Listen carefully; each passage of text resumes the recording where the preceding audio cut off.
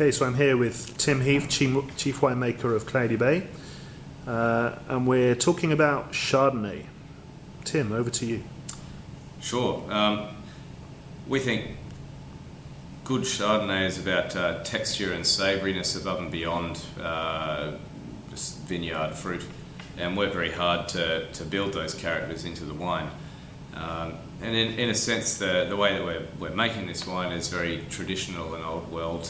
There's a lot of what we call hands-off winemaking, where we're using natural yeast fermentation in old oak barrels. And I think we're seeing some lovely texture as a result of that in the wine, as well as some lovely fruit flavours. And it's lots of grapefruity citrus characters, and then things like malt biscuit and a nutty cashew character, nice subtle smoky character from some good French oak, and a really good core of texture as well. This is the 2007 vintage, and it was a fantastic vintage for both Chardonnay and its, I guess, Burgundian brother or sister, if you want to call it, Pinot Noir in our region. A really tasty expression of Chardonnay, full stop.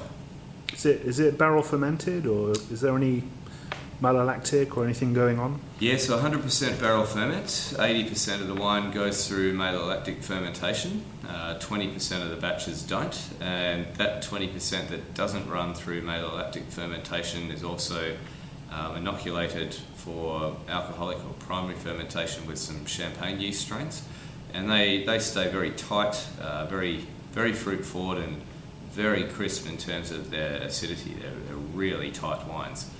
And then the other 80%, which is the natural ferment or wild yeast fermentation proportion that does go through malo, tends to be more textured, richer and fuller.